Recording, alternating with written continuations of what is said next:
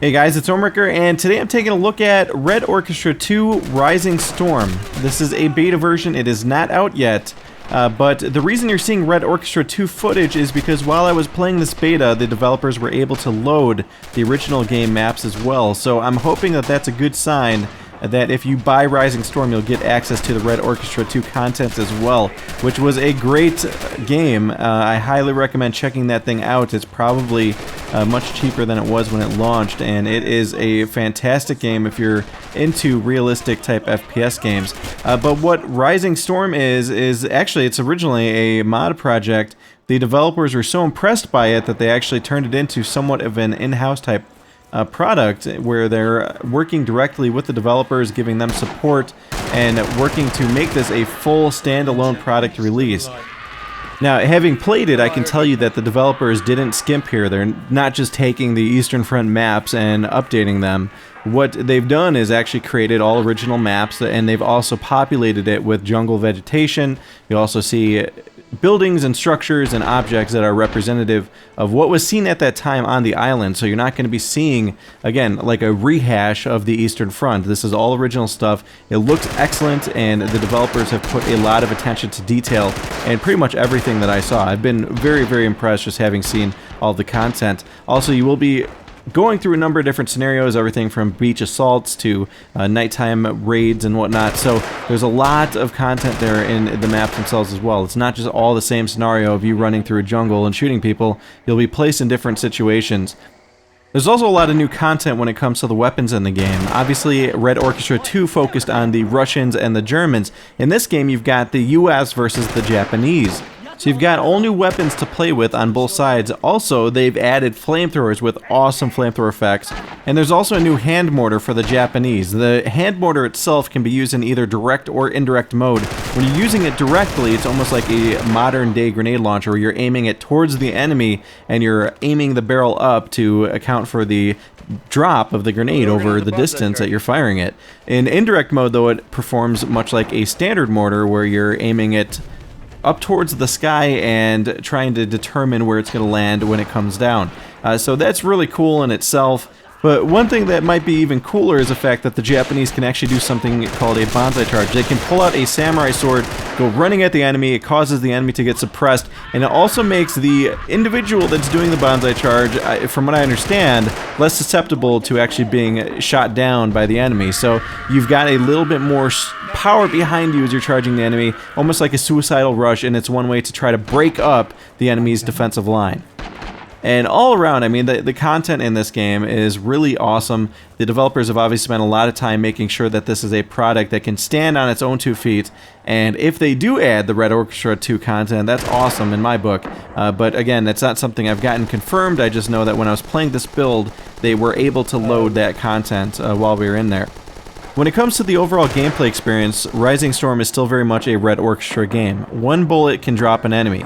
And that goes for every gun, even the little pistol. It all depends on where you're hitting somebody. There is location-based damage. You will see as you take damage, if you even get a glimpse, where you're actually injured. And sometimes you get the opportunity to bandage, but usually, more often than not, by the time you're getting hit by a bullet, you're going to die.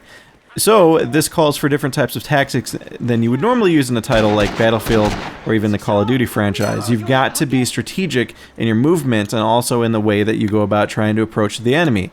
If the enemy team has a wall of infantry that are all prepared, they've got their machine guns out, they're hiding behind trees and whatnot, odds are if you approach them from the front, you're going to get completely laid out. You're going to have no chance of getting in. But if you use your brain and you try to flank them, or you call in artillery, or you throw smoke, do anything you can to try to divert that defensive that they've put up, you can usually find a way to break through. And for me personally, being somebody that likes to be on the front lines and assaulting people, I'm more often than not using SMGs, trying to get in behind enemy lines so I can flank the enemy and break up their defenses. And if not, at least maybe I can get them to become a little bit distracted, where they're looking to see where I was and was I joined by anybody. So that's usually what I like to do, is try to get them either to completely break up based off me killing them, or to get distracted so that my allies can actually try to punch through the front line or through another front that they're trying to push on their own. Now, one thing that is not going to be coming along for the ride, from what I understand, at least at launch, is tank warfare. I'm not sure if the developers consider this to be an insignificant part of this conflict or what, but I'm told that at least at launch they're not planning on having that in. But again, it's not a huge deal. This is a very infantry-centric experience, which is completely fine. The maps actually play out extremely well, and you've got now all these new toys to play with. Like I mentioned, you've got the flamethrower, you've got the hand mortar, all new weapons on both sides, so it is very, very fresh and exciting, and it's an experience that you really can't get out of anything else out there right now. And that's even when you consider the Arma franchise. Obviously, it's a completely different open-world style game.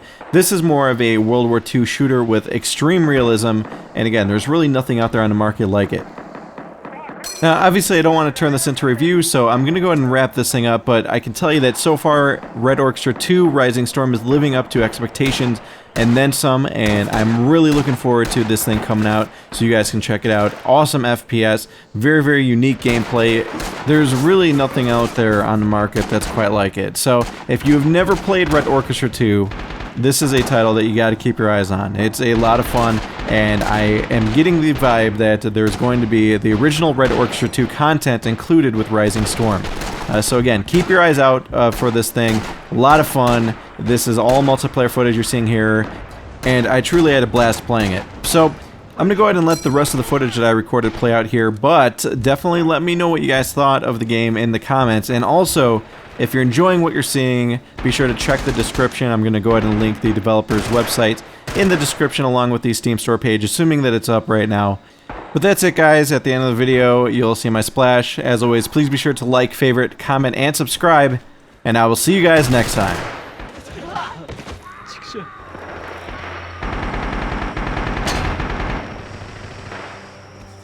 I'll cover you guys from the tower.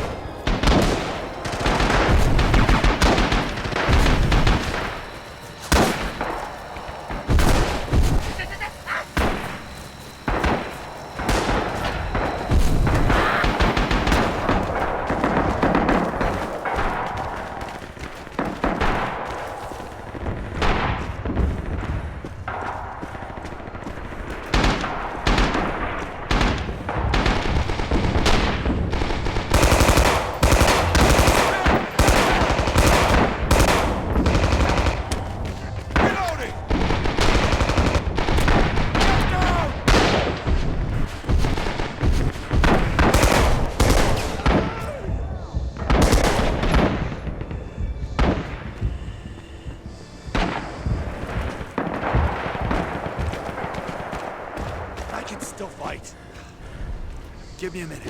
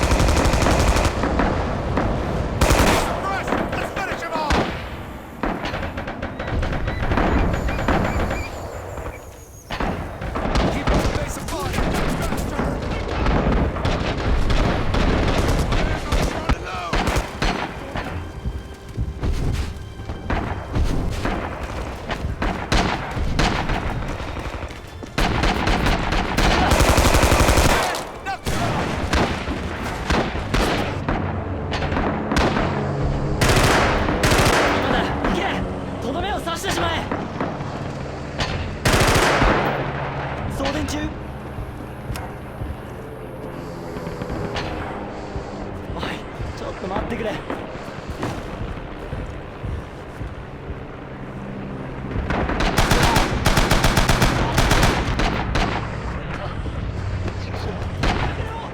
っと後ろを頼む。